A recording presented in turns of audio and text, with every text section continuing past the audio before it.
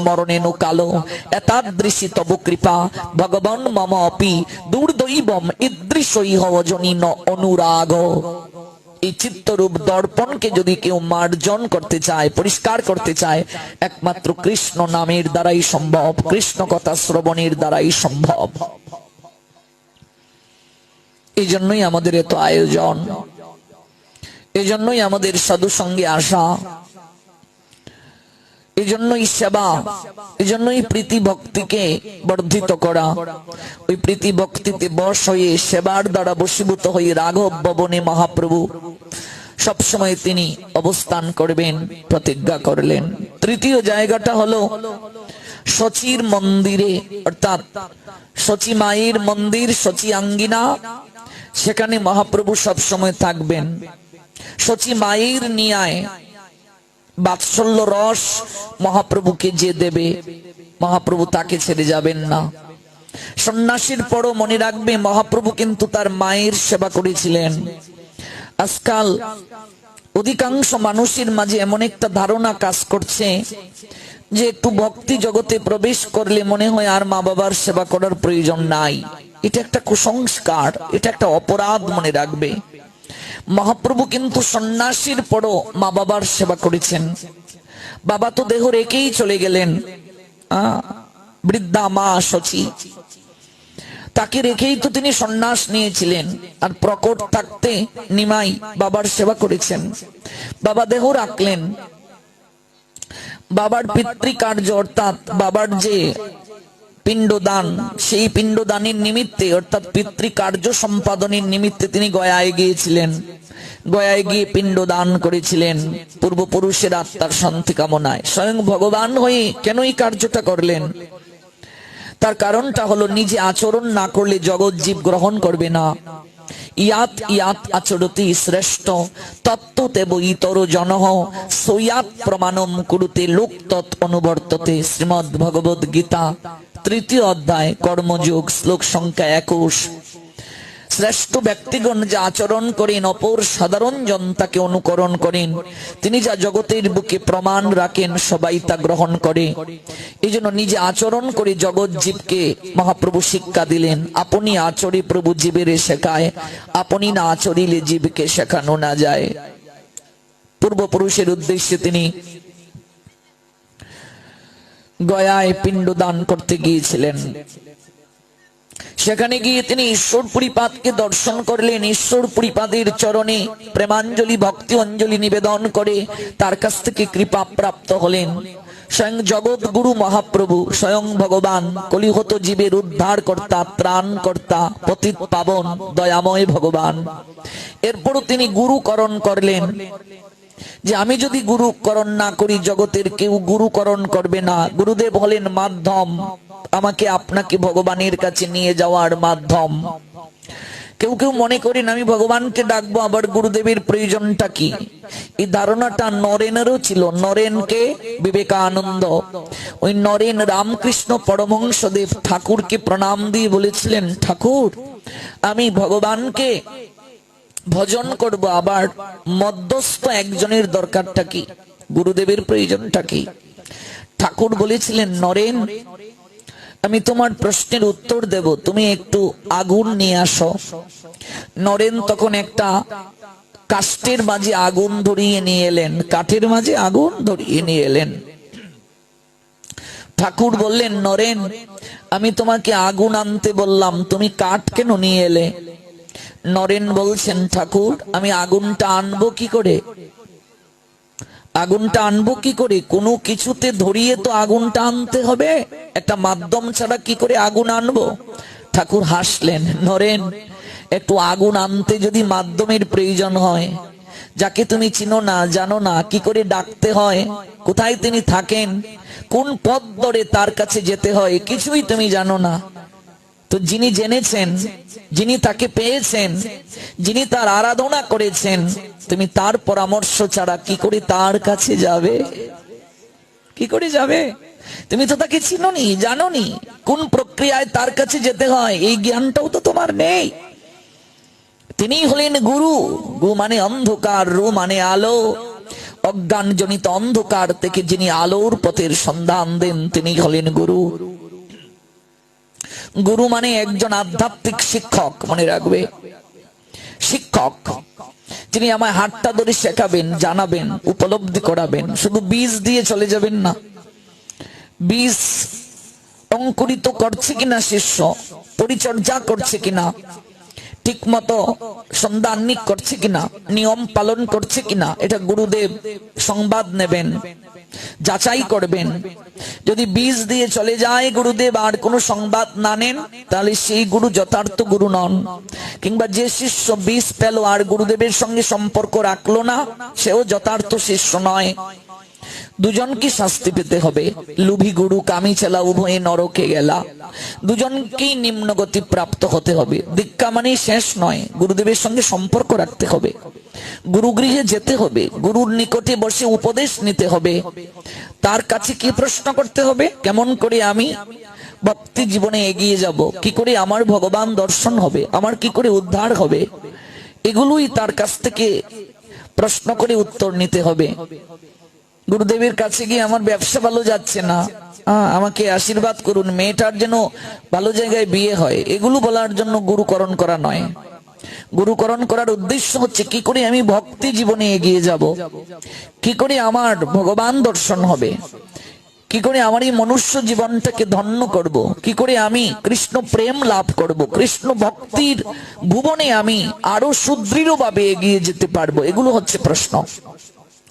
গুরুদেব সর্বপ্রথমেই জিজ্ঞেস করবেন, কিরে বাবা তোর ভজন কেমন চলছে, কিরে মা হরিনাম করিস, এগুলো গুরুদেব প্রশ্ন করবেন।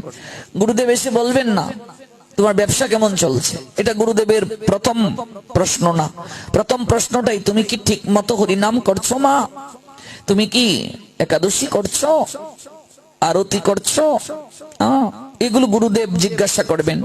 যেমন ছাত্র ছাত্রী যখন ক্লাসে যায়, শিক্ষক যখন আসেন, শিক্ষক তখন এসে কি বলেন, পড়া শিখে এসেছো নাকি বলেন আজকে কি দিয়ে খেয়ে এসেছো, বাড়িতে কে কে আছে, এগুলো কি আগে বলেন না বলেন পড়া শিখে এসেছো? শিক্ষকের দায়িত্ব পড়াটা আদায় করে নেওয়া। গুরুদেব শিক্ষক, তার দায়িত্ব হচ্ছে তিনি যে শিষ্য গ্রহণ করলেন তার শিষ্য ঠিকভাবে সকল কিছু পালন করছে কিনা এটা দেখাশোনা করা। যদি তিনি তার ডিউটি পালন না করেন তাকেও জবাব দিতে হবে ভগবানের কাছে।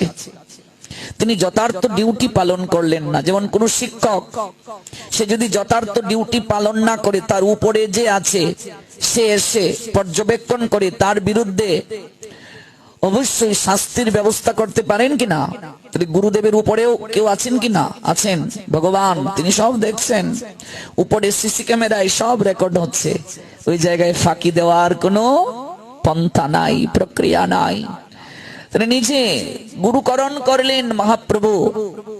নমে পার্থস্তি কর্তব্যম ত্রিষু লোকেষু কিঞ্চন ন অনুবাপ্তব্যম অবাপ্তব্যম বর্তে এবচ কর্মাণি যদি অহম ন বর্তয়ম যত কর্মণি অতিনৃত মম বর্ত অনুবর্তন্তে মনুষ্য পার্থ সর্বস্ব। ভগবান গীতায় বললেন, তৃতীয় অধ্যায় কর্মযুগে 22 এবং 23 নং শ্লোকে, অর্জুন এই জগৎ সংসারে আমার কোনো কর্তব্য কর্ম নাই, এরপরও আমি কর্ম সম্পাদন করছি। আমি যদি কর্ম না করি জগতের কেউ কর্ম করবে না।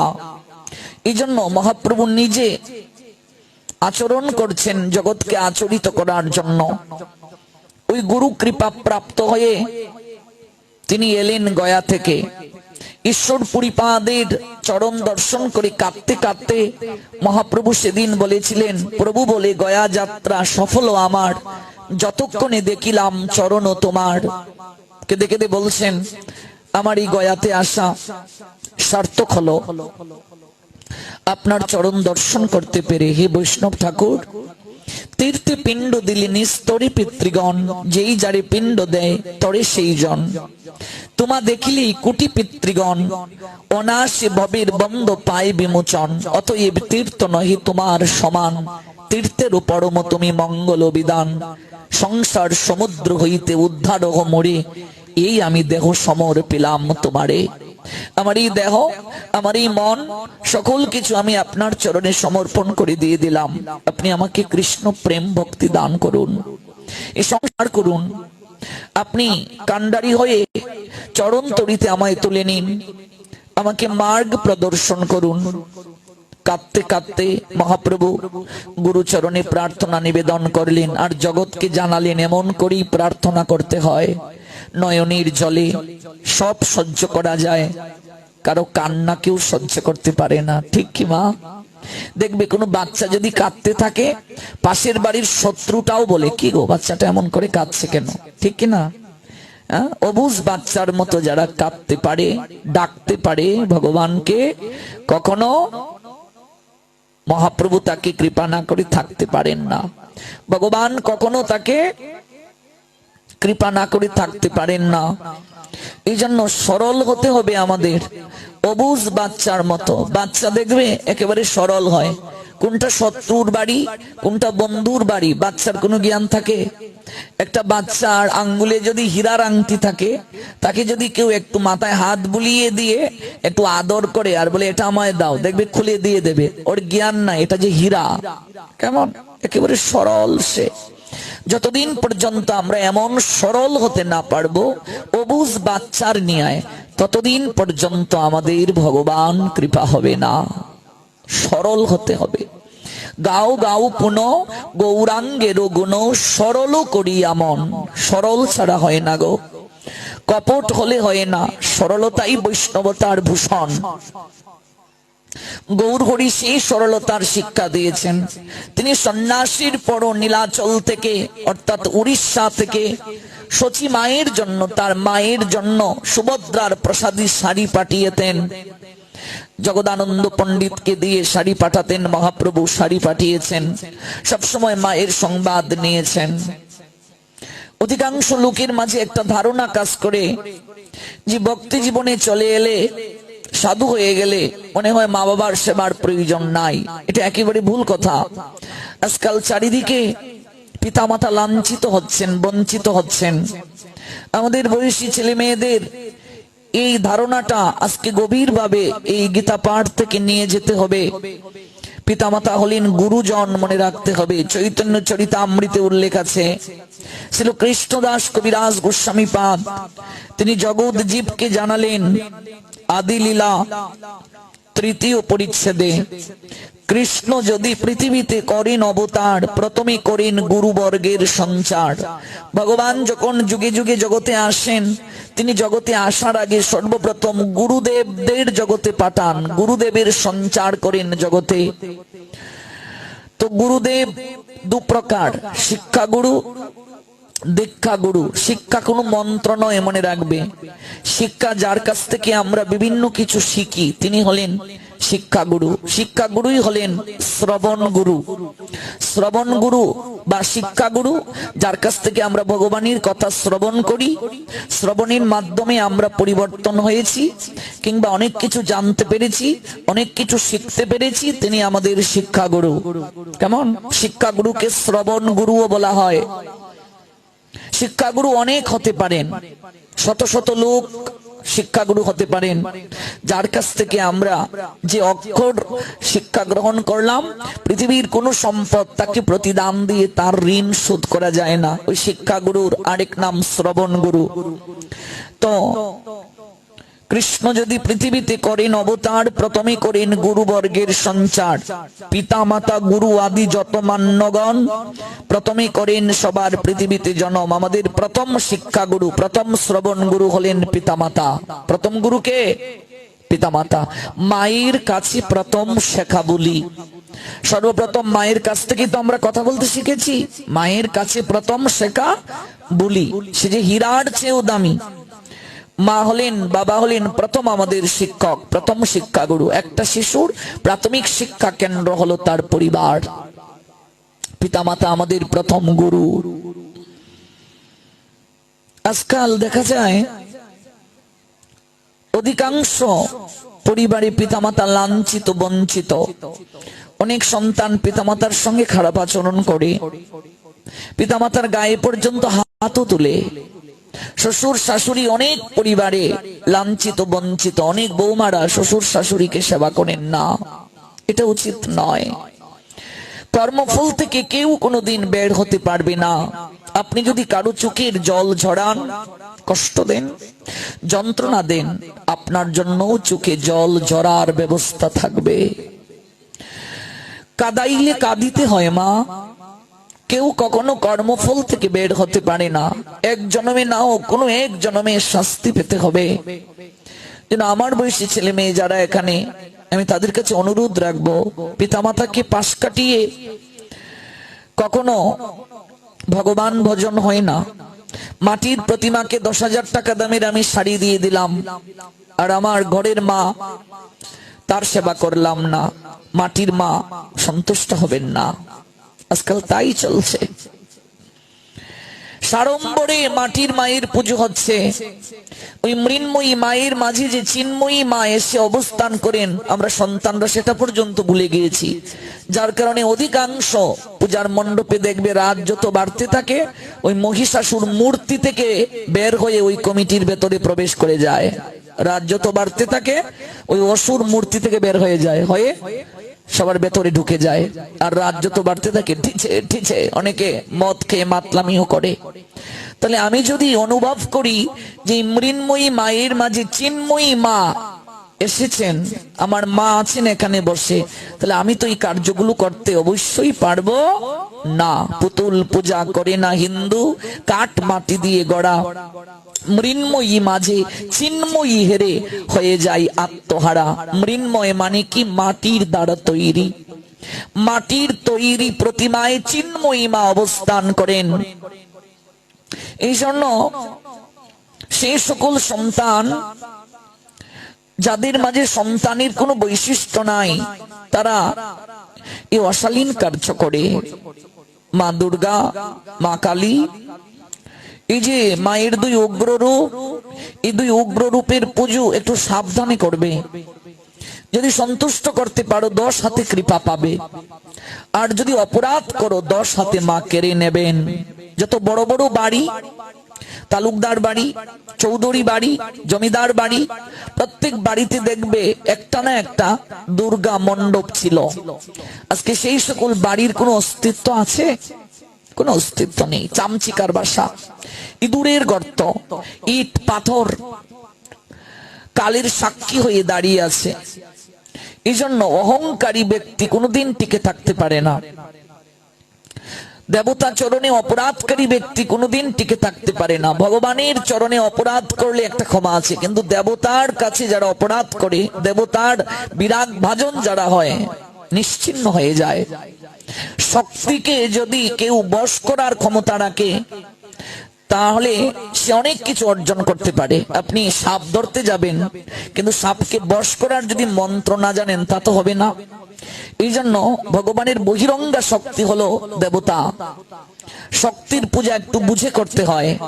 খুব সহজে শক্তির পূজা করে কৃপা পাওয়া যায়, আর অপরাধ করলে একেবারে নিশ্চিহ্ন করে শক্তি ছেড়ে দেন। আমরা যারা এখানে বিভিন্ন পূজা মণ্ডপের সঙ্গে জড়িত আছি, আমরা যেন আরেকটু সাবধান হই।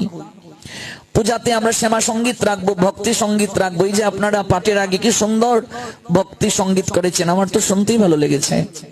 বিভিন্ন ধর্মীয় নাটক আমরা রাখতে পারি পূজাতে। আগেরকার সময় এগুলো হতো, দাতা কর্ণ হতো, দ্রৌপদীর বস্ত্রহরণ হতো, রামায়ণের পালা কীর্তন হতো। আজকাল এগুলো উঠে যাচ্ছে। এগুলোর মাধ্যমে সমাজকে ভালো শিক্ষা দেওয়া যায়। পিতায় পুত্রে পরিচয়, এগুলো রাম মঙ্গল হতো। পিতা পুত্রের সঙ্গে সম্বন্ধটা কেমন, এগুলো পালা কীর্তনে গাওয়া হতো। লক্ষণ শক্তিশাল, ভাই ভাইয়ের প্রতি কেমন ভালোবাসা থাকবে, এগুলো রামায়ণ থেকে শিক্ষা নিতে হবে। আজকাল ভাই ভাই ঠাই ঠাই, কেন? কারণ ভাই ভাইয়ের সঙ্গে সম্বন্ধ আমরা জানি না, আমরা বুঝি না, আমরা উপলব্ধি করছি না। পরিবারের সঙ্গে কেমন করে সম্বন্ধ থাকতে হবে।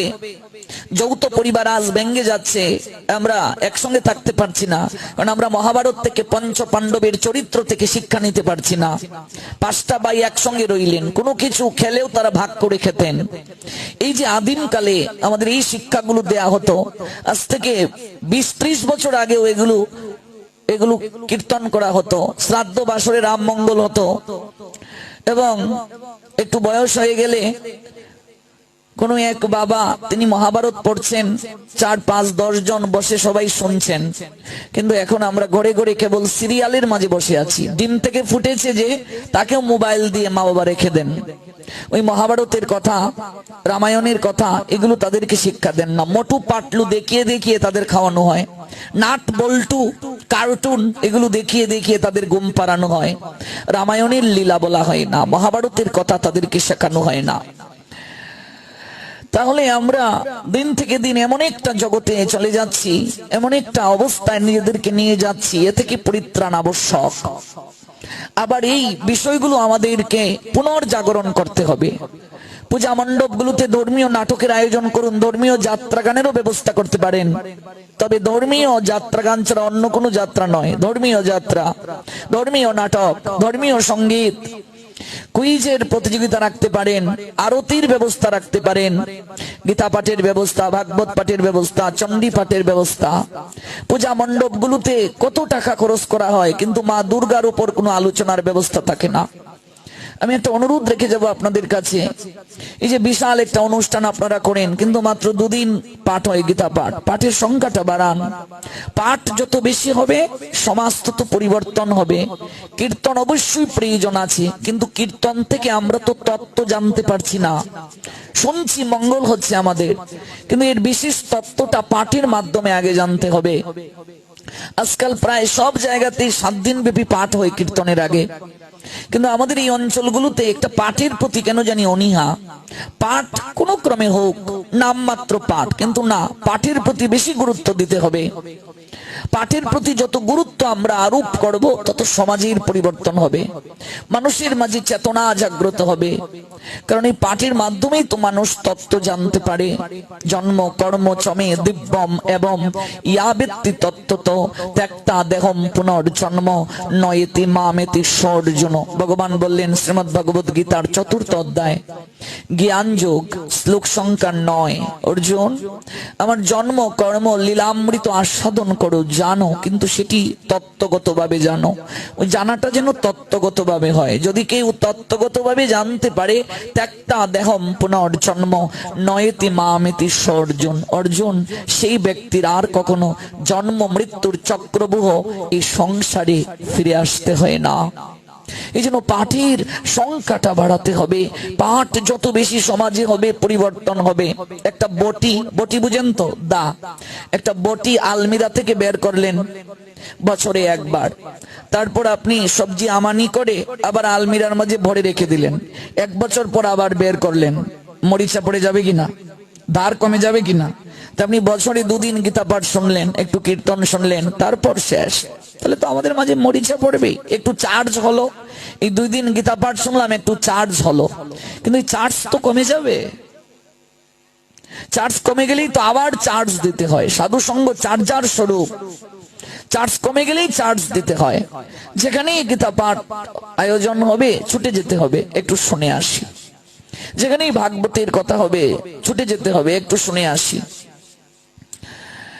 ভগবানের কথা শুনতে থাকুন, মঙ্গল হবে। যে বাবা আমি তো মাছ মাংস খাই, তাতে কি? শুনতে থাকুন ভগবানের কথা।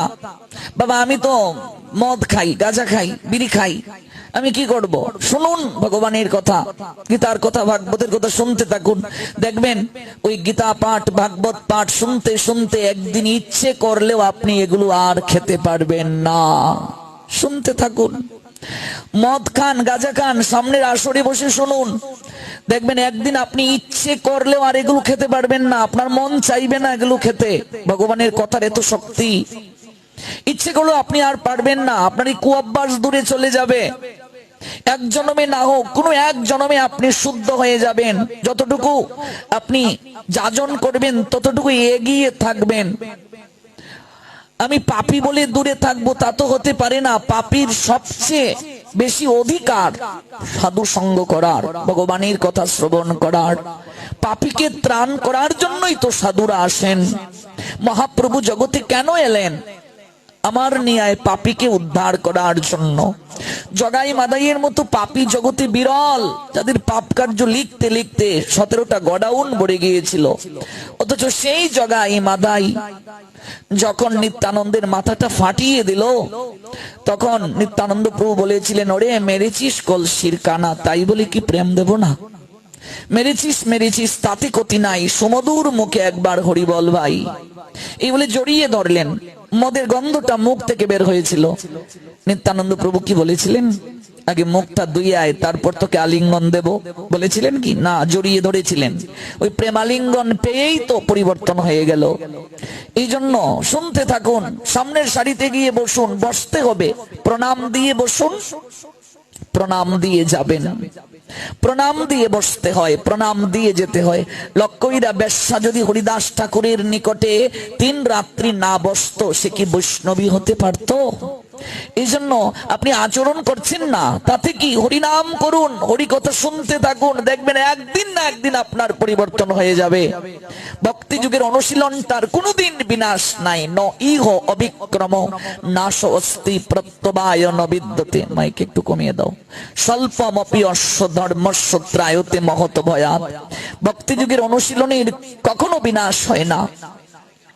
এর স্বল্প অনুষ্ঠান ও অনুষ্ঠা থাকে সংসার রূপ, যে মৃত্যু ভয় থেকে পরিত্রাণ করিয়ে দেয়। শ্রবণ করতে হবে। ভগবানের কথাই পারে একমাত্র আপনাকে নির্মল করতে। ভগবানের কথাই পারে একমাত্র আপনার চিত্তকে শোধন করতে। আর কোনো কিছু দ্বারা সম্ভব নয়। ভগবানের কথা, ভগবানের নাম পারে এই হৃদয়কে শোধন করে দিতে, আর কোনো কিছুর দ্বারা সম্ভব নয় গো। এই জন্য বসুন, কায় মনোবাক্যে শ্রবণ করুন, নামের আশ্রয় নিন, সাধু সঙ্গ করুন, পরিবর্তন হবে, হতে বাধ্য। তাহলে পিতামাতা আমাদের প্রথম গুরু, যে প্রসঙ্গ থেকে এত দূর গেলাম। পিতা মাতা গুরু আদি যত মান্যগণ প্রথমে করেন সবার পৃথিবীতে জনম। সেই পিতা মাতাকে পাশ কাটিয়ে যাওয়া যাবে না। পিতামাতার দায়িত্ব সন্তানকে ভক্তি শিক্ষা দেওয়া। যদি কোনো পিতামাতা ভক্তি পথে বাধা প্রদান করেন, তাহলে সেই পিতামাতাকেও বিচারের কাঠ গড়ায় দাঁড়াতে হবে। পিতামাতার দায়িত্বই তো সন্তান গ্রহণ করেছেন ভগবানের সেবায়, তারা সহযোগিতা করবে। পিতামাতার সেবা করতে হবে। সংসারটা নরক যন্ত্রণায় ভরে যায় সেই সংসার, যে সংসারে কলহ লেগে থাকে। স্ত্রীকে, স্বামীকে একে অপরের প্রতি শ্রদ্ধাশীল হতে আমরা যখন দেখি না। স্বামীকে নারায়ণ স্বরূপে দর্শনের কথা বলা হয়েছে। স্বামীর প্রতি সম্মান থাকতে হবে, শ্রদ্ধা থাকতে হবে, শালীনতা থাকতে হবে। আমাদেরকে শালীনতা বজায় রেখে চলতে হবে। স্ত্রী আদ্যশক্তি মহামায়ার অংশ স্বরূপিনী।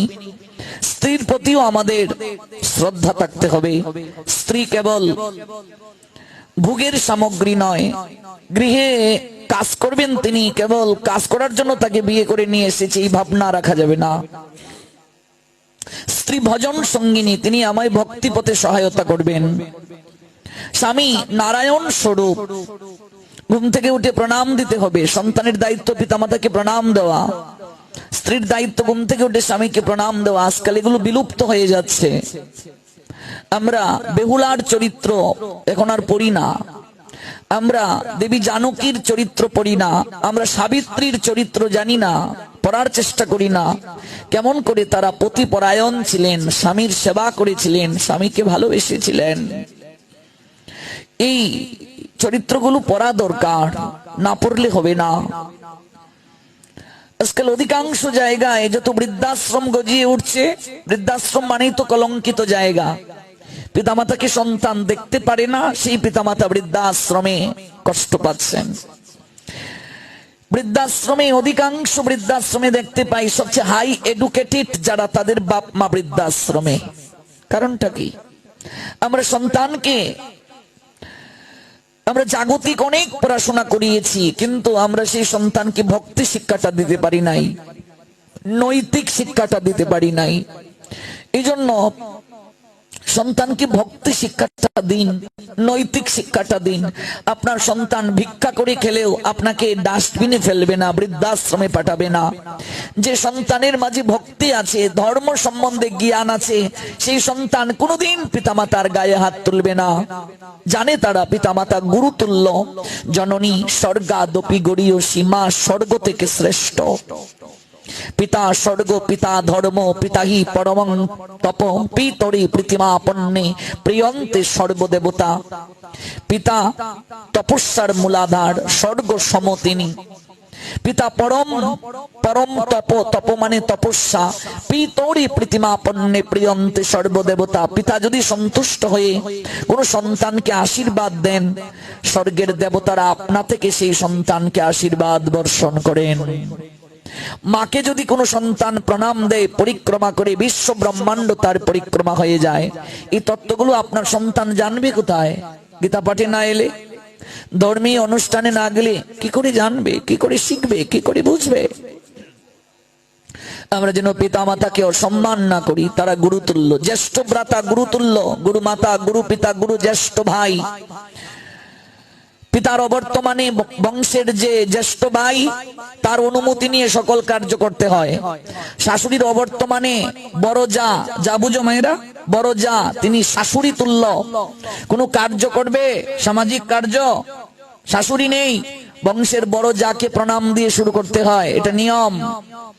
তিনিও গুরুতুল্য। তিনি প্রথম আপনার বংশে গৃহলক্ষ্মী হয়ে এসেছেন। আজকাল কেউ কাউকে আমরা সম্মান করতে চাই না। সমাজ মাৎসন্যায় হয়ে গেছে, বিশৃঙ্খল হয়ে যাচ্ছে।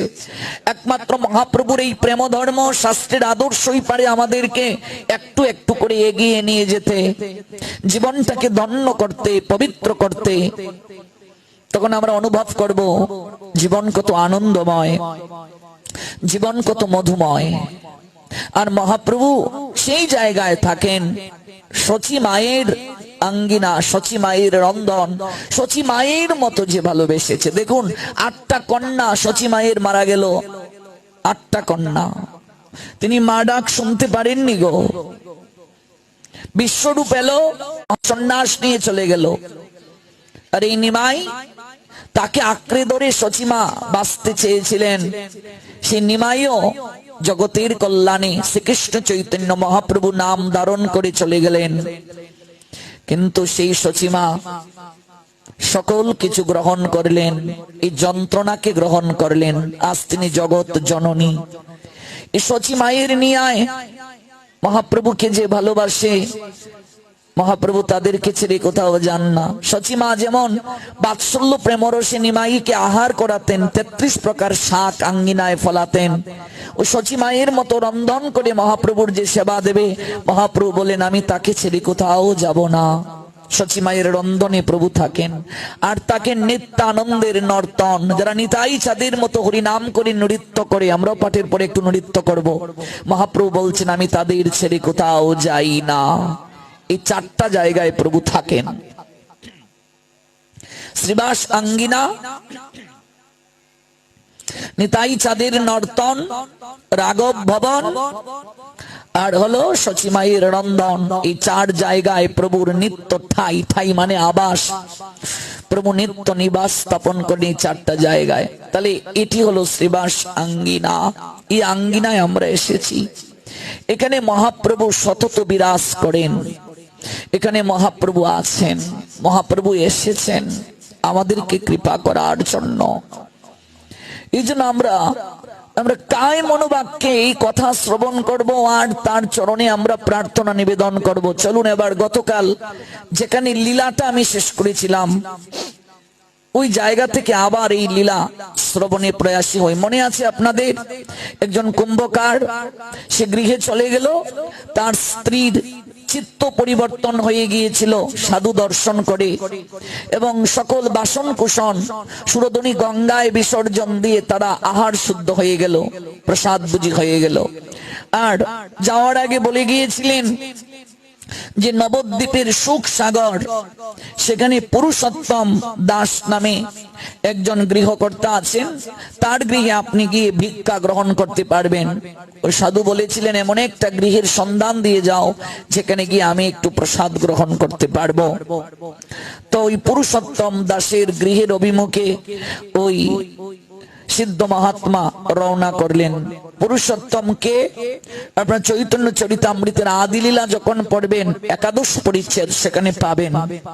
শ্রী সদাশিব কবিরাজ বড় মহাশয় শ্রী পুরুষোত্তম দাস তার তনয়, অর্থাৎ সদাশিব কবিরাজ যিনি মহাপ্রভুর পার্শ্বদ ছিলেন, ওই মহাপ্রভুর পার্শ্বদ সদাশিব কবিরাজের ছেলে হলো পুরুষোত্তম। আজন্ম নিমগ্ন নিত্যানন্দের চরণে নিরন্তর বাল্যলীলা করেন কৃষ্ণ শনি। তার পুত্র মহাশয় শ্রী কানু ঠাকুর, যার দেহে রহে কৃষ্ণ প্রেমে অমৃতপুর। ওই পুরুষোত্তমের পুত্র কানু, ওরা চতুর পুরুষ দরে ওরা ভগবানের সেবক ছিলেন। ব্রজে যিনি দাম নামক গোপ, শ্রীদাম সুদাম দাম বসুদাম, ব্রজে সখা আছে না দ্বাদশ গোপাল, তন্মধ্যে দাম, দাম যে সখা কৃষ্ণের, ওই দাম জন্ম নিলেন সদাশিবের পুত্র নাগর পুরুষোত্তম রূপে। দাম হলেন দ্বাদশ গোপালের অন্যতম। ব্রজের দাম তিনি আসলেন সদাশিবের পুত্র পুরুষোত্তম রূপে। কংসারী সেন তার পুত্র সদাশিব কবিরাজ, তার পুত্র পুরুষোত্তম দাস ঠাকুর, তার পুত্র কানু ঠাকুর, ওরা চার পুরুষ পর্যন্ত সিদ্ধ গৌর ভক্ত পার্শ্বদ ছিলেন। তাহলে কংসারী সেনের পুত্র আমরা জানলাম সদাশিব, সদাশিবের পুত্র পুরুষোত্তম দাস, পুরুষোত্তম দাসের পুত্র কানু ঠাকুর। ওই পুরুষোত্তম দাসের গৃহে যাওয়ার জন্য সাধু বলে গেলেন। তাহলে কংসারী সেন কে ছিলেন? তিনি ছিলেন ব্রজলীলায়, কৃষ্ণ লীলায় ছিলেন রত্নাবলী। ওই রত্নাবলী এলেন কংসারী সেন। তো কংসারী সেনের পুত্র হলো সদাশিব। সদাশিব কে ছিলেন? সদাশিব ছিলেন চন্দ্রাবলী। চন্দ্রাবলীর নাম শুনেছেন তো? রাধারানীর বিরুদ্ধ শক্তি। ওই চন্দ্রাবলী এলেন সদাশিব কবিরাজ হয়ে। গৌর গণোদ্দেশ নামক গ্রন্থে আপনারা পাবেন। তো ওই সদাশিব কবিরাজের পুত্র পুরুষোত্তম, পুরুষোত্তম হলেন ব্রজের দাম নামক সখা, কৃষ্ণের সখা দাম। ওই দাম এলেন পুরুষোত্তম রূপে। আর পুরুষোত্তমের পুত্র হলেন কানু ঠাকুর। ওরা এই চারজনেই অহৈতুকী কৃষ্ণ প্রেমে আপ্লুত, গৌর লীলায় পুষ্টি সাধনকারী। ওই পুরুষোত্তম দাস ঠাকুরের স্ত্রীর নাম হলো জাহ্নবা দেবী। তাদের সন্তান নেই, বিবাহের অনেকটা দিন অতিক্রম হয়ে গেছে। তারা খুব সাধু সেবা পরায়ণ। ভোরবেলা তাদের মঙ্গল আরতির মাধ্যমে দিনটা শুরু হয়। সাধুদেরকে রাস্তাতে পেলেও তারা নিয়ে যান গৃহে, একটু সেবা করে তারপর সামর্থ্য অনুযায়ী দক্ষিণা প্রদান করেন, আশিস গ্রহণ করেন সাধুদের নিকট থেকে। আমরা এখানে যারা সংসারী, সবাই সংসারী মানুষের কর্তব্য হলো একটা পশুকে আহার না করিয়ে, একজন সাধুকে আহার না করিয়ে তিনি আহার গ্রহণ করতে পারবেন না। তাহলে প্রত্যেক গ্রাসে গ্রাসে পাপ গ্রহণ করবেন।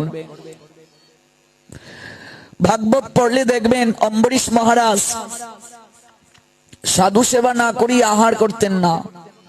ভক্ত শ্রেষ্ঠ সুদামার কথা আমরা সবাই জানি, তিনি সাধু সেবা না করিয়ে আহার করতেন না। তাহলে প্রতিদিন সাধু পাবো কোথায়? গ্রন্থই সর্বশ্রেষ্ঠ সাধু। গ্রন্থ সর্বশ্রেষ্ঠ সাধু সঙ্গ, গ্রন্থ সঙ্গ, সাধু সঙ্গ।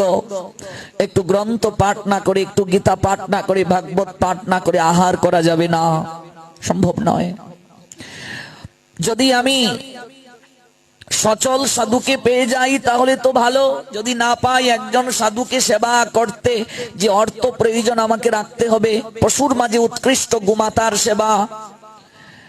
গোমাতা যার গৃহে আছে খুব ভালো লক্ষ্মী সেই গৃহে থাকে। গোমাতার সেবার দ্বারা খুব সহজে আমরা ভগবানের কৃপা লাভ করতে পারি। গোমাতার সেবা করলে 33 কোটি দেবতার সেবা হয়ে যায়। যদি আমরা এই সুযোগ থেকে বঞ্চিত হই তাহলে প্রতিদিন আমাকে একজন সাধুকে সেবা করানোর যে অর্থ, সেই অর্থ সঞ্চয় রাখতে হবে। একটা পশুকে আহার করানোর যে অর্থ সেটি সঞ্চয় রাখতে হবে। মাস শেষে কিংবা 6 মাস শেষে কিংবা বছর শেষে যে মন্দিরে শুদ্ধভাবে সেবা হয় ভগবানের, কিংবা যে মন্দিরে গোমাতা আছে, গোমাতা বিক্রির জন্য নয়, গোমাতার সেবা করা হয়, সেই গোমাতার দুগ্ধ দ্বারা প্রভুর সেবা হয়, সেই মন্দিরে একটু খড়কুটা কিনে দিতে হবে। কিংবা মাস শেষে কিংবা 6 মাস শেষে কিংবা বছর শেষে আমাকে কি করতে হবে? সাধু সেবা করতে হবে। আমার গৃহে সাধুকে এনে একটু সেবা করাতে হবে। তাতেও যদি কিছু না থাকে, মা 3 মুষ্টি, ভালো করে জেনে যাও, 3 মুষ্টি চাল হলেও রাখতে হবে। আগেরকার দিনে দেখবে লক্ষ্মীর ভাণ্ড খালি যেন না হয়, এই যেন চাল নেওয়ার সময় রান্না করতে যখন চাল নেওয়া হয় তখন মা দেখেছো 3 চিমটি যে রেখে দিত। আমরা অনেকেই তত্ত্ব জানতাম না। 1 মুষ্টি গুরুদেবের জন্য, 1 মুষ্টি বৈষ্ণবের জন্য, 1 মুষ্টি ভগবানের জন্য। গুরু কৃষ্ণ ভগবান, তিনের শরণ, তিনের শরণে হয় সর্ববিঘ্ন বিমোচন। গুরু বৈষ্ণবের সেবা পাশ কাটিয়ে ভগবানের সেবা কোনোদিন হয় না, কোনোদিন সম্ভব নয়। গুরু এবং বৈষ্ণবের সেবার দ্বারাই সম্ভব হয় ভগবানের সেবা। মোর ভক্ত নাহি ভজে আমা ভজে মাত্র, সেই দাম্ভিক কবু নহি মোর প্রসাদেরই পাত্র। আমারই ভজিবার যার আছে অবিলাস, সে ভজুক আমার মঙ্গল প্রিয় দাস। গুরু বৈষ্ণবের সেবার আনুগত্যেই ভগবানের সেবা। ভগবানের সেবা হয়, গুরু বৈষ্ণবকে পাশ কাটিয়ে সেবা হয় না। এই জন্য এটি সংসারী মানুষের কর্তব্য। পুরুষোত্তম দাস ঠাকুর রাস্তায়ও যদি সাধুকে পান, তিনি নিয়ে যান। তাদের কোনো সন্তান নেই, জাহ্নবা দেবী তার ঘরণী। ওই সিদ্ধ মহাত্মা তিনি গৃহের অঙ্গনে এসে হরিনাম করছেন। অন্দর মহল থেকে জাহ্নবা দেবী বের হলেন। আহা, বৈষ্ণব দর্শন, কৃপা করে গৃহে আসুন, এ তো আমার পরম সৌভাগ্য। আপনার কি সেবা করতে পারি? কৃপা করে বসুন। বসতে আসন দিলেন, পদ প্রক্ষালন করলেন, চরণ ধৌত করে দিলেন। মনে রাখবে, ভক্তি বৃদ্ধি হয় 3টা জিনিসের দ্বারা। চৈতন্য চরিতামৃতে আছে। এক হলো ভক্ত পদ রজ, অর্থাৎ যদি সাধুর চরণ ধুলি কেউ অঙ্গে মাখতে পারে, তাহলে তার খুব সহজে ভক্তি লাভ হয়ে যায়। প্রকৃত সাধুর চরণ ধুলি, শুদ্ধ ভক্তের চরণ ধুলি ভজন অনুকূল হয়। তাহলে প্রকৃত সাধু প্রথমেই তো আমি চিনতে পারবো না, যাচাই করতে গিয়ে অপরাধ হয়ে যেতে পারে। এই জন্য সাধু সঙ্গে গিয়ে আমি ধুলিকণা মাখবো, গড়াগড়ি দেব। ওই ধুলিকণা মাখতে মাখতে জীবনে কোনোদিন যদি আমার সেই সৌভাগ্য হয়, দেখবে ওই শুদ্ধ ভক্তের চরণ রেণুকণায় আমার একদিন না একদিন প্রেম লাভ হয়ে যাবে, ভক্তি লাভ হয়ে যাবে। প্রথমেই যাচাই করতে যাবে না। সাধারণ মানুষ একজন সাধুকে কি করে চিনবে? সাধারণ মানুষ তো কখনো সাধুকে চিনতে পারে না। সাধুকে চিনতে গেলে একজন সাধুই পারেন সাধুকে চিনতে। একজন সাধু যখন কোন গ্রামে যান, তিনি তখন খুঁজেন তার নিয়ে সাধু কজন আছে, ঠিক কিনা? একজন নেশাগ্রস্ত ব্যক্তি যদি কোনো গ্রামে যান, সে খুঁজবে তার মতো কেউ আছে কিনা, কারণ যে যেমন সে খুঁজে তেমন। তাহলে একজন সাধুই তো সাধুকে চিনতে পারবেন। বৈষ্ণব চিনিতে নারী দেবেরও শকতি, দেবতাও সাধু চিনতে পারে না, বৈষ্ণব চিনতে পারে না, আমি কি করে চিনব? এই জন্য শুদ্ধ ভক্ত চরণ রেণু ভজন অনুকূল। আমি সাধু সঙ্গে যখন যাব, একটু ধুলিকণা মাখবো। চৈতন্য চরিতামৃতের অন্তলীলার 16তম পরিচ্ছেদ যখন পড়বেন, সেখানে পাবেন যে তিনটি বিষয়ের দ্বারা ভক্তি বৃদ্ধি প্রাপ্ত হয়। ভক্ত পদ দুলিয়ার, ভক্ত পদ জল, ভক্ত ভুক্ত শেষ, এই 3 সাধনের বল। এই 3 সেবা হইতে কৃষ্ণ প্রেম লাভ হয়, পুনঃ পুনঃ সর্বশাস্ত্রে ফুকারিয়া কয়। প্রথমটা হলো ভক্তের পদধূলি, ভক্তির চরণ ধুলি দ্বারা ভক্তি লাভ হয়। ভক্ত পদ জল, ভক্তির পাদুদক চরণ দৌত জল, তার দ্বারা ভক্তি লাভ হয়। এই যে কালী ও নাগকে আমরা দেখি না ভাগবতে, ওই কালীয় নাগ পূর্ব জন্মে রাজা ছিলেন, তিনি কেবল ওই সাধুর একটু পাদুদক চরণ দৌত জল মস্তকের মাঝে স্পর্শ করেছিলেন, সেই কৃপায় ভগবান কালীয় নাগের মস্তকে চরণ রেখে নৃত্য করেছিলেন। কেবল ওই ভক্তের পদদৌত জল তিনি ওই মস্তকের মাঝে স্পর্শ করেছিলেন। আর ভক্তের ভুক্ত অবশেষ একটু উচ্ছিষ্ট অধরামৃত প্রসাদ, এই তিন জিনিস আমাদেরকে ভক্তিপথে অগ্রসর করিয়ে দেয়। মহাপ্রভুর একজন প্রিয় ভক্ত ছিলেন কালিদাস। এই কালিদাস নীলাচলে তিনি মহাপ্রভুর চরণে প্রণাম দিয়ে বলেছিলেন, প্রভু গো, আমাকে তুমি একটু কৃপা করে বলো কেমন করে আমার ভক্তি বর্ধিত হবে, আমার একটু ভজন সাধন আমি যে করব, কোন প্রক্রিয়াটা আমি পালন করব, আমাকে একটু ভজন উপদেশ প্রদান করো। প্রভু তখন ওই কালিদাসকে বলেছিলেন, তুমি কেবল উচ্ছিষ্ট পরিষ্কার করবে আর ভক্তের উচ্ছিষ্ট গ্রহণ করবে, এটাই তোমার ভজন। অর্থাৎ সাধুরা যখন প্রসাদ পেয়ে চলে যান, তখন তোমার কাজ হচ্ছে এটুগুলোকে পরিষ্কার করা, এটুকে পরিষ্কার করা, এটা হলো তোমার সেবা। এই যে আনন্দ বাজারে দেখবে এত প্রসাদ ফেলা হয়, প্রসাদের প্রতি শ্রদ্ধা অনেকের নাই, প্রয়োজনের অতিরিক্ত নিচ্ছে প্রসাদ, যত্র তত্র ফেলে দিচ্ছে, পা দিয়ে মারিয়ে মারিয়ে যাচ্ছে, মা অপরাধ হয়ে যায়। নিজের এটুটা নিজে পরিষ্কার করে নেবে, কখনো প্রসাদ পেয়ে নিজের থালা অন্য কাউকে ধুতে দেবে না, নিজের থালাটা নিজে ধুয়ে নেবে। আর যদি পারো অন্যেরটাও পরিষ্কার করে নাও, খুব কৃপা হবে, খুবই কৃপা। কালিদাসকে ভজন উপদেশ দিলেন, তুমি কেবল এটু গ্রহণ করবে, এটাই তোমার ভজন। কালিদাস প্রভুর চরণে কেঁদে কেঁদে প্রার্থনা নিবেদন করেছিলেন, প্রভু গো, এ তো আমার পরম সৌভাগ্য, তোমার কৃপায় যেন আমি এই ভজন অঙ্গকে গ্রহণ করতে পারি। সেদিন থেকে কালিদাস যেখানে সাধু সেবা হয়, নীরবে নিবৃতে গোপনে তিনি একটু গ্রহণ করেন, অধরামৃত গ্রহণ করেন। কোন সাধু আপনাকে অধরামৃত সহজে দেবেন না, আপনাকে চালাক হতে হবে, চতুর হতে হবে, কৌশলে তা গ্রহণ করতে হবে। কালিদাস তখনই একজন পরম বৈষ্ণব ছিলেন, হুগলি জেলায় জরু ঠাকুর তার নাম। ওই তার একটু অধরামৃত গ্রহণ করার বাঞ্ছা করলেন, তার গৃহে তিনি যাবেন, হৃদয় মাঝে তার খুব ইচ্ছা। তো বৈষ্ণব দর্শনে তো আর খালি হাতে যেতে নাই, তাই তিনি কি নেবেন, দেখলেন যে তার আঙ্গিনায় তিনি যে আম্র বৃক্ষ রোপণ করেছিলেন, সেই আম্র বৃক্ষে দুটা আম পেকেছে। ওই দুইটা আম তার স্ত্রীকে বললেন দেওয়ার জন্য। দুটো আমকে তিনি চয়ন করে ওই পুতলির মাঝে বেঁধে ওই ঝোলার মাঝে দিয়ে দিলেন। তারপর তিনি ঝরু ঠাকুরের গৃহের অভিমুখে যাত্রা করলেন। ঝরু ঠাকুরের গৃহে হরিনাম করতে করতে যখন দণ্ডায়মান হলেন, ঝরু ঠাকুর খুব আনন্দ পেলেন। আহা, বৈষ্ণব দর্শন, কালিদাস আপনি আসুন, কৃপা করে আসুন, কৃপা করি বসুন। ঝুলা থেকে দুটো আম বের করে কালিদাস বলছেন, ঠাকুর এই নিন দুটো আম, আপনার মদন গোপালের জন্য নিয়ে এসেছি।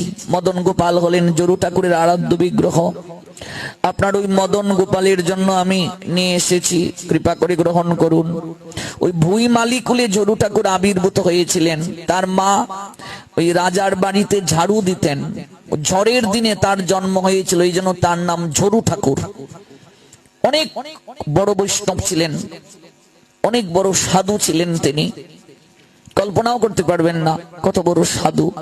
ওই ঝরু ঠাকুর যখন বাল্যকালে ছোটবেলা মায়ের আঁচল ধরে মেলায় ঘুরতে গিয়েছিলেন, তখন ওই যে মাটির গরু, মাটির ছোট গোপাল, মাটির ব্যাঙ, এগুলো একসময় বিক্রি হতো তো মেলায়, এগুলো নিয়ে উঠতো। এখন এগুলোর প্রচলনটা কমে গেছে। আমরাই তো ছোটবেলা থালি মুছি খেলা খেলেছি, মিছে মিছে খেলা, এগুলো এখনকার বাচ্চারা চিনবে না, বুঝবে না, জানবে না। এখন তো মোবাইল, মোবাইলে খেলা। তো ওই গোপাল, মাটির গোপাল দেখে পাগল হয়ে গিয়েছিল ছোট্ট ঝরু। মায়ের কাছে বায়না ধরেছিল, আমায় এটা কিনে দাও। মায়ের কাছে তখন কেবল 5 পয়সা ছিল, পয়সা মানে বুঝতেই পারছেন, আগেরকার সময়ের গল্প বলছি। তৎকালীন সময়ে 1 টাকার অনেক মূল্যায়ন ছিল। মায়ের কাছে 5 পয়সা, কিন্তু এই গোপালটার দাম 10 পয়সা। এই জন্য ওই দোকানদার দিল না। জরু ঠাকুর খুব কাঁদছে মাটির গোপালটা নিয়ে দেওয়ার জন্য। বলছে, গোপাল তুমি আমার সঙ্গে যাবে না? তোমায় আমার খুব পছন্দ হয়েছে, আমার সঙ্গে চলো। কিন্তু দোকানদার দিল না, লুটিয়ে কাঁদতে লাগলো। কিন্তু দোকানদারের দয়া হলো না। ঝরু ঠাকুরকে তার মা কুলে করে ওই জমিদার বাড়িতে, তিনি তো মালির কাজ করেন আর ঝাড়ুও দেন, নিয়ে এলেন। সারা রাত কাঁদছে ঝরু, আহারও করছে না। ওই গোপালটা তার পছন্দ হয়েছে, ঠাকুরকে সে আনতে পারেনি, এই জন্য তার খুব কষ্ট। রাত্রিবেলা স্বয়ং দোকানদারকে গোপাল দর্শন দিলেন।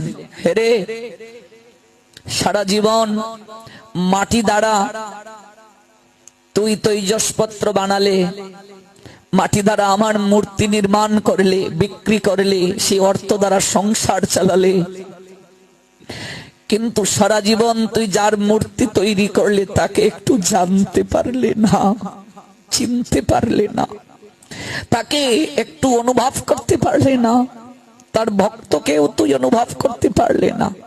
সারা জীবন মাটি দ্বারা তৈজসপত্র বানালে, মাটির হাড়ি পাতিল বানালে, পাল সম্প্রদায়ের তিনি ছিলেন, আর আমার মূর্তি বানালে, কিন্তু সেই ঠাকুরকে তুই অনুভব করতে পারলে না।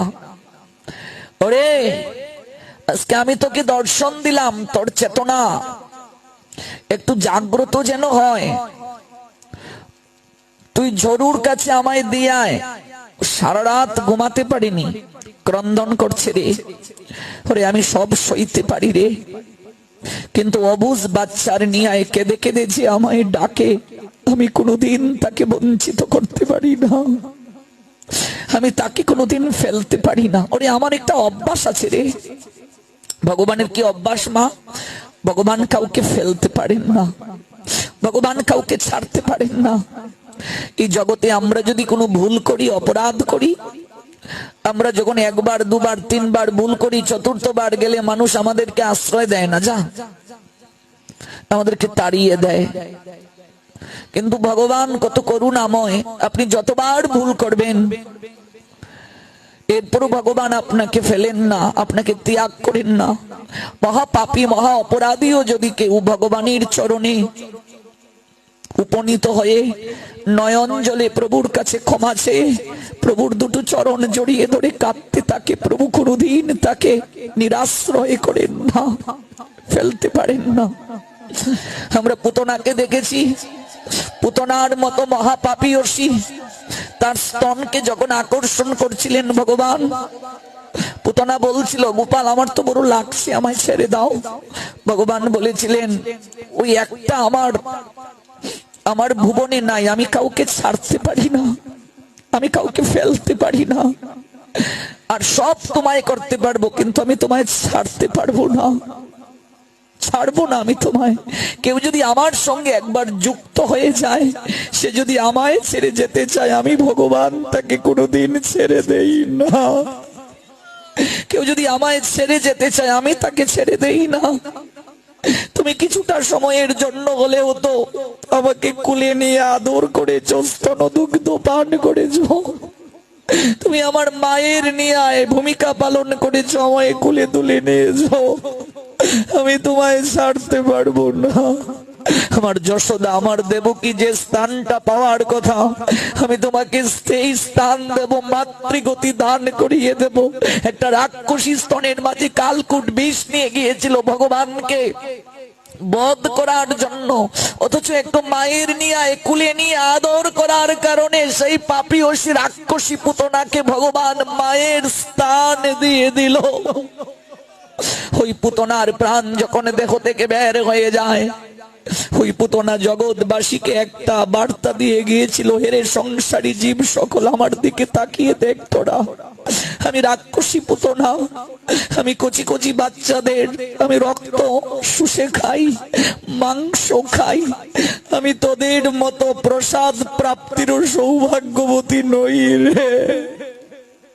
আমার মতো পাপী জগতে কেউ নাই। সমগ্র নারী সমাজ আমাকে দেখলে ধিক্কার দেয়। পুতনা, তুই মা জাতির কলঙ্ক। ওরে মায়ের কুল একটা সন্তানের সবচেয়ে নিরাপদ জায়গা। মায়ের স্তনদুগ্ধ একটা সন্তানের সবচেয়ে নিরাপদ আহার। তুই সেই কুলে করে গোপালকে তুলে নিয়ে স্তনদুগ্ধ আস্বাদন করানোর জন্য যশোদাকে বলেছিলে।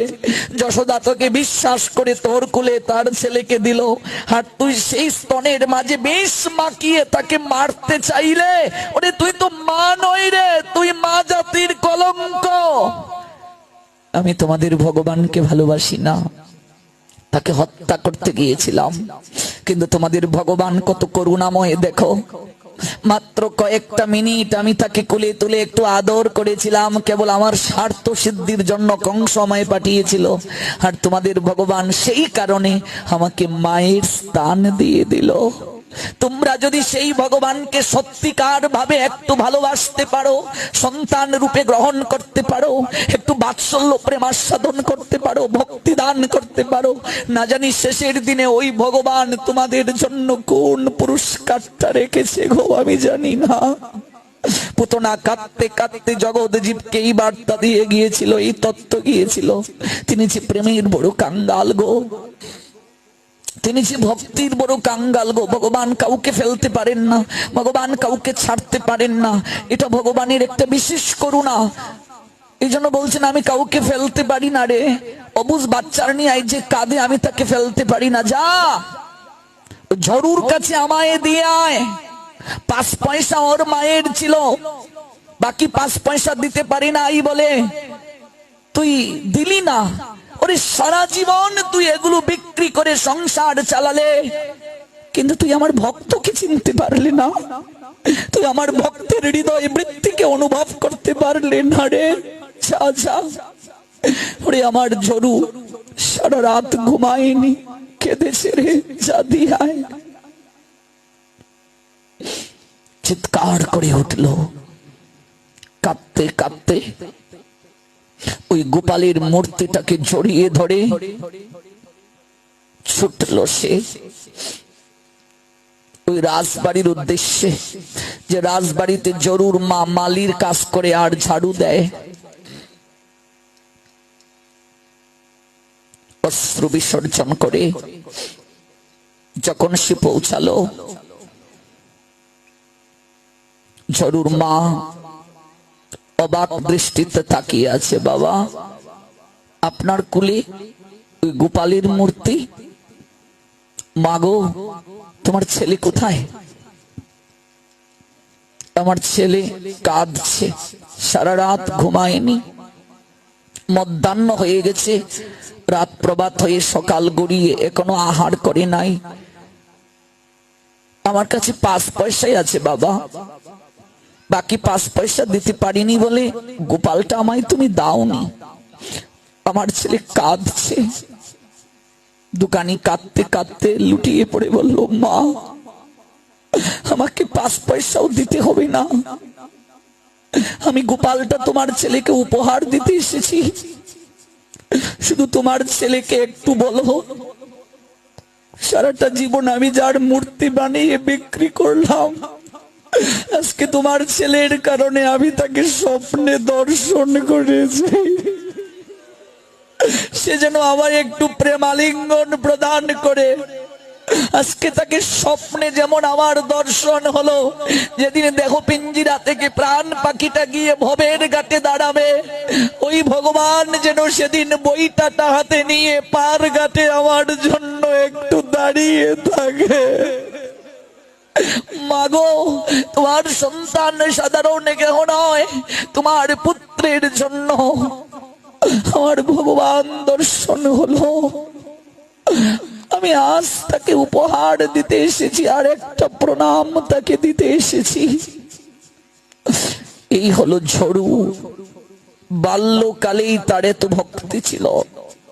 তারপর অনেক লীলা। ওই গোপাল তাকে একটা বাক্সের মাঝে তিনি রেখেছিলেন।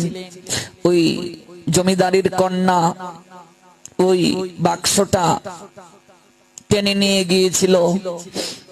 গোপাল ঠাকুরটা বাক্স থেকে পড়ে মূর্তিটা ভেঙে গিয়েছিল, যার কারণে ঝড়ু সেই রাজভবনে আর মাকে রাখেননি, সেখান থেকে চলে গিয়েছিলেন। সে অনেক লীলা। ওই ঝড়ু পরবর্তীতে হরিমতিকে বিয়ে করেছিলেন। হুগলি জেলায় তার এখনো আছে শ্রীপাঠ, যদি কোনোদিন যান। ওই হরিমতি, তাকে নিয়ে তার সংসার, আর তার মায়ের ইচ্ছা ছিল একটু গঙ্গা স্নান করার। জরু তাকে স্নান করাতে পারেন নাই, কিন্তু তার মা যখন দেহ রেখেছিলেন তখন জরুকে বলেছিলেন, আমার এই দেহটা তুই সুরধনী গঙ্গায় ভাসিয়ে দিস। ওই সেই জরু ঠাকুরের গৃহে গেলেন কালিদাস, দুটা আম নিয়ে। তার ভগবান মদন গোপালকে দুইটা আম দিলেন। একটাই তার ইচ্ছা, একটু এটু গ্রহণ করবেন, প্রসাদ, অধরা অমৃত। তিনটা জিনিসের দ্বারা ভক্তি বৃদ্ধি হয় বলেছিলাম, ভক্ত পদ জল, ভক্ত অধরামৃত, ভক্ত পদধূলি। সাধু সঙ্গে সেই তিনটা কার্যই করবে। যাওয়ার সময় একটু গড়াগড়ি দিয়ে যাও, একটু আলিঙ্গন করে যাও, দেখবে ওই আলিঙ্গন করতে করতে কবে যে হৃদয়টা নরম হয়ে গেছে। ভগবান কার রূপে কোথায় আসেন কেউ বলতে পারে না। যত্র গীতা বিচারশ্চ পঠনং পাঠনং তথা মুদতে তত্র ভগবান শ্রীকৃষ্ণ শ্রী রাধয়া সহ। যে স্থানে গীতা শাস্ত্রের অধ্যয়ন করা হয়, অধ্যাপনা করা হয়, বিচার করা হয়, বিশ্লেষণ করা হয়, দেবকী নন্দন ভগবান সেই স্থানে প্রেমময়ী শ্রীমতী রাধারানীকে নিয়ে বিরাজ করেন। তাহলে ভগবান ওই জায়গায় আছেন। আপনি ধুলা মারতে থাকুন। যদি কোনোদিন সেই সৌভাগ্য আপনার হয়ে যায়, বলা যায় না কবে কোন রূপে কার মাধ্যমে ভগবান কৃপা করেন। প্রেমালিঙ্গন করে যান, একটু গোড়াগড়ি দিয়ে যান, একটু প্রসাদ গ্রহণ করে যান, জীবন ধন্য হয়ে যাবে। মদন গোপালের জন্য এই দুটো আম একটু নিবেদন করবেন। ভগবানকে নিবেদন করে ওই প্রসাদ দেয়া হলো। কালিদাসের হৃদয় মাঝে লালসা, সুযোগ করছেন একটু জরু ঠাকুর এরকম বৈষ্ণব, তার যদি একটু অধরামৃত একটু প্রসাদ পাওয়া যায়। বাল্যকালেই দেখুন ভগবান তাকে কত কৃপা করেছিলেন। একটু আপনাদের শ্রবণ করালাম ওই লীলাটা। দাঁড়িয়ে রইলেন একটু প্রসাদের জন্য। যখন চাইলেন তখন জরু ঠাকুর বলেন, শ্রী বিষ্ণু, শ্রী বিষ্ণু, আরে আমি পতিত, আমি পামর, শুদ্ধ ভক্ত কখনো ধরা দেন না। আমি একটু প্রসাদ দিতে পারবো না, আমায় ক্ষমা করুন। ওই আমের যে বড়া আটিটা চুষে আটি প্রসাদটা হরিমতি তার স্বামীকে দিয়েছিলেন, ফেলে দিলেন। কালিদাস তিনি দেখলেন কোথায় ফেলা হলো। গোপনে তিনি সেই জায়গায় গিয়ে ওই আমের আটিটাকে সযতনে তুলে, আর যে বাকলগুলো ফেলে দেয়া হয়েছিল সেগুলো একটু তুলে যখন একটু গ্রহণ করলেন, শুদ্ধ ভক্ত তো, ওই শুদ্ধ ভক্তের অধরামৃত গ্রহণের সঙ্গে সঙ্গে তার শরীরে বিকার দেখা দিল। অষ্টসাত্ত্বিক কাঁপতে শুরু করলেন। তিনি দুটো বাহু তুলে হরিবল বলে নাচতে শুরু করলেন। হরিমতি, এখানে হরিবল বলে কে গাইছে গো, কে কাঁদছে গো? হরিমতি বের হয়ে দেখলেন এ তো কালিদাস। ওগো, এ তো কালিদাস। জরু ঠাকুর এলেন, সঙ্গে সঙ্গে দেখলেন সারা শরীরে অষ্টসাত্ত্বিক বিকার, ক্রন্দন করছেন, নয়ন থেকে অশ্রু ঝরে পড়ছে, কম্পন, গদগদ শব্দ নিঃসৃত হচ্ছে। জরু ঠাকুর, যিনি বৈষ্ণব, যার প্রসাদ পেয়ে এই অষ্টসাত্ত্বিক বিকার এলো, দেখুন তিনি কতটা দৈন্যতা দেখালেন। তিনি বললেন, আহা, আপনার শরীরে বিকার এলো, লুটিয়ে পড়লেন, আমাকে একটু কৃপা করুন। কালিদাস বললেন, যাহার প্রসাদ প্রাপ্তির পর আমার এই দশা হলো, তিনি আমার কাছে ধরা দিচ্ছেন না, তিনি লুটিয়ে পড়লেন, ধরা দিচ্ছেন না। একে অপরের চরণ দুলি নিলেন, প্রেমালিঙ্গন করলেন। সেই থেকে কালিদাস সবার ঝুটা গ্রহণ করেন। চৈতন্য চরিতামৃত বললেন, পুনঃ পুনঃ সর্বশাস্ত্রে ফুকারিয়া কয়, এই তিন সেবা হইতে কৃষ্ণে প্রেমের হয় উদয়। তাতে বারবার কহি শুনো ভক্তগণ, বিশ্বাস করিয়া করো এই তিন সেবন। তিন হইতে কৃষ্ণ নাম প্রেমের উল্লাস, কৃষ্ণের প্রসাদ তাতে সাক্ষী কালিদাস। ওই কৃষ্ণের প্রসাদ প্রাপ্তিতে কি হয়? আর শুদ্ধ ভক্তের যদি অধরামৃত কেউ পায় তার কি প্রাপ্তি হয় দেখিয়ে দিলেন কালিদাসকে দিয়ে শ্রীমন মহাপ্রভু।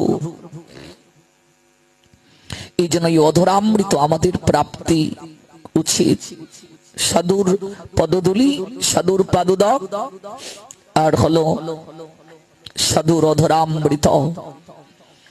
ওই পুরুষোত্তম দাসের গৃহিণী জাহ্নবা যখন গৃহে সাধুকে নিয়ে বসালেন তখন চরণটা প্রক্ষালন করে দিলেন। মনে আছে তো লীলা? আমি যেখান থেকে শুরু করি ঘুরে ফিরে আবার সেখানে আসি। একটা বিষয় বুঝাতে অনেক উদাহরণ টানতে হয়, কিন্তু মূল প্রসঙ্গটা বাদ দেওয়া যাবে না। তিনি পদ প্রক্ষালন করলেন আর একটু আরতি করলেন। এই প্রসঙ্গটা গতকাল যারা শুনেন নাই তারা ভাববেন কোথা থেকে আপনি বলছেন। গতকালের আলোচনার সূত্র ধরে আস্বাদন করছি। তখন তিনি আরতি প্রদান করলেন। যখন আরতি করছেন জাহ্নবা, তখন হঠাৎ সাধুর ওই ঘাড়ের দিকে তার দৃষ্টি পড়লো। দেখলেন একটা দাগ। আমার দাগটা মনে আছে কিসের? কিসের গো? কুদালের দাগ। ওই যে কুদালের দাগ দিয়েছিল কুম্ভকার, গতকাল শুনেছে তো? ওই দাগটা থেকে একটু একটু রক্ত তখনও ঝরছে, কিন্তু এমন ভাবে সাধু তাকিয়ে আছেন, ভয়ে জাহ্নবা কিছু বলতে পারছেন না। কিরে এদিকে তাকাচ্ছিস কেন? সাধু বলছেন, বাবা আপনারই এই ঘাড়ের মাঝে এই ক্ষতটা কিসের বাবা? ক্ষত এ তোর জানতে হবে না। ভয় পেয়ে জাহ্নবা আর কিছু বলছেন না। কিন্তু বাবা আপনার এই ক্ষত দিয়ে যে রক্ত ঝরছে, একটু একটু সেবা শুশ্রূষা করব, কোনো শিকড়ের বা বড়ি জটির রস লাগিয়ে দেব? না, তা লাগবে না। বহুকাল ধরে অন্ন প্রসাদ গ্রহণ করি না রে, একটু অন্ন প্রসাদের ব্যবস্থা কর। আমি ক্লান্ত শ্রান্ত, আমি ক্ষুধার্ত, তোর পতি কোথায়? বাবা তিনি গৃহের বাহিরে আছেন, অচিরেই ফিরবেন, আপনি একটু বিশ্রাম নিন, সকল ব্যবস্থা আছে। আমি ভোগটা নিবেদন করি, আপনাকে প্রসাদের ব্যবস্থা করে দিচ্ছি। এরই মাঝে পুরুষোত্তম দাস ঠাকুর তিনি গৃহে ফিরলেন। তিনি যখন এলেন তখন সাধু দর্শনে তার আনন্দ হলো, লুটিয়ে পড়লেন। তিনি দর্শন করে আনন্দ প্রাপ্ত হয়ে প্রণতি নিবেদন করে জাহ্নবাকে ডাকছেন, জাহ্নবা এখনো অন্নপ্রসাদের ব্যবস্থা করুনি? শীঘ্র করি, আমি আসন পেতে দিচ্ছি, তুমি প্রসাদ নিয়ে আসো। অন্ন সেবা করালেন। মারে তুই আমারে তো সেবা করলি, বারবার তুই আমার ওই ঘাড়ের মাঝে যে দাগ ক্ষত এদিকে তাকাচ্ছিস কেন? আমার বদন পানে তাকা, কি চাস তুই আমার কাছে? বাবা কিছু প্রাপ্তির জন্য তো আমি আপনার সেবা করিনি, আমরা সংসারী, আমাদের কর্তব্য সাধু সেবা করা। বাবা যদি কিছু দিতে হয়, বহুকাল ধরে সন্তানহীনা, একটা সন্তান যদি লাভ হতো, নিজের জন্য নয়, ভগবানের সেবার জন্য। কি চাইলে রে তুই? সন্তান চাইলি? আরে যদি ভগবানের অবৈত কি প্রেম ভক্তি চাইতি তাহলেও তো দিতে পারতাম, কিন্তু সন্তান চাইলি রে মা। যদি ভগবান দর্শনের ইচ্ছে করতি তাহলেও করিয়ে দিতে পারতাম। আমি কতকাল ধরে সাধনা করে সিদ্ধি প্রাপ্ত হয়েছি, সন্তান চাইলি আমার কাছে? ওরে ভগবান অনেককে সন্তান দেন না, কেন জানিস রে? নিজের সন্তান হয়ে তার কাছ থেকে বাৎসল্য আস্বাদন করতে চান। জগতে অনেককে ভগবান সন্তান দেন না, তিনি নিজে সন্তান হয়ে বাৎসল্য প্রেম আস্বাদন করতে চান। এই জন্য তাকেই যেন সন্তান রূপে গ্রহণ করে বাৎসল্যটা আস্বাদন করতে পারে, ভগবান এই জন্য দেন না। আমরা দেখতে পাই একটা প্রমাণ আছে, গোবিন্দ ঘোষ মহাপ্রভুর পার্ষদ, ওই গোবিন্দ ঘোষ 5 বেলা গোপীনাথকে সেবা দিতেন। কবেলা? 5 বেলা। গোপীনাথকে যেদিন তার গড়ে বসিয়েছিলেন সেদিন বলেছিলেন, তুমি আমার ছেলে, তুমি কোনোদিন আমায় ছেড়ে যেও না। 5 বেলা সেবা দেয়। কিন্তু যেদিন বিবাহ করলেন তিনি, সেদিন স্ত্রী গড়ে আসার পর 1 বেলা সেবা কমে গেল। 5 বেলা সেবা থেকে 4 বেলা, 1 বেলা কমে গেল। গোপীনাথ তখন হাসেন, ওরে 5 বেলা সেবা দিতি আমার, আর এখন স্ত্রী সুখ পেয়ে, অনিত্য সুখ পেয়ে 1 বেলা সেবা কমে গেল তোর। পরে যখন একবার পুত্র সন্তান প্রাপ্ত হলেন, নাম রাখলেন গুরাচাঁদ পুত্রটার, তখন সেবা আরেকটা কমে গেল, 3 বেলা সেবা। আগে ওই গোপীনাথকেই ছেলে সোনা মনা কত আদর করতেন, এখন ওই গুরাচাঁদকে নিয়ে খেলেন, গোপীনাথকে আর সময় দেন না। গোপীনাথের প্রতি তার কমে গেল মমতা, কমে গেল বাৎসল্য রস, কমে গেল প্রেম, কমে গেল সময় দেয়া, কমে গেল। ভগবান তখন বললেন, ওরে গোবিন্দ, আমি যেমন দিতে পারি নিতেও জানি রে, তুই আমায় বড় ছেলে রূপে গ্রহণ করলি। গুরাচাঁদকে যেদিন পেল, নিজের সন্তান হলো, সেদিন গোপীনাথের সামনে নিয়ে গিয়ে বলল, গোপীনাথ, তোমার ছোট ভাই, তুমি যেমন আমার ছেলে, তুমি আরেকটা ছেলে আমায় দিলে তো, তুমি আমার বড় ছেলে, তা চিরকাল তুমি আমার হৃদয়ে থাকবে, কোনদিন তোমার প্রতি আমার টান কমবে না। কিন্তু কদিন পরেই টান কমে গেল। এই জন্য ভগবান জগতে অনেককে সন্তান দেন না, নিজে সন্তান হতে চান, তার কাছে প্রেম আস্বাদন করতে চান, ভক্তি আস্বাদন করতে চান, তার কাছ থেকে বাৎসল্য প্রেমরস আস্বাদন করতে চান। এটা আমরা বুঝি না, মায়ার দ্বারা আপ্লুত হয়ে আমরা বুঝি না। এই জন্য যাদের সন্তান নেই, তাদের দায়িত্ব নিত্য ভগবানকে ভোগ নিবেদন করে প্রসাদ গ্রহণ করা, তাকেই সন্তান রূপে গ্রহণ করা। তিনি তো উত্তম পরিকল্পনাকারী, তিনি তো জানেন কোনটা ভালো কোনটা মন্দ। তিনি দিচ্ছেন না নিশ্চয়ই আমার কল্যাণের জন্য, অন্যকে দিচ্ছেন, আমাকে দিচ্ছেন না। এটার পশ্চাতে কোনো কারণ আছে, এই কারণটা তো আমি সাধারণ মানুষ কি করে বলবো, এটা ভগবান বলতে পারেন।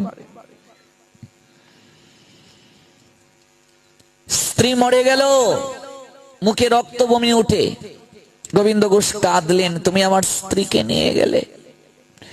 কয়েক বছরের মাঝে সন্তানটাও মরে গেল। ভগবানের ঘরটা বন্ধ করে দিলেন, দরজা বন্ধ করে দিলেন, আর বললেন, তোমার সেবা আর করব না। তুমি আমার স্ত্রীকেও নিয়ে গেলে, সন্তানকেও নিয়ে গেলে, তোমার সেবা বন্ধ করে দেব। দেখবে আমাদের সমাজে এমন অনেক লোক আছে, ভগবানকে দোষ দেয় যে ঠাকুর তোমায় কত ডাকি, আমারই দুঃখটা দিলে।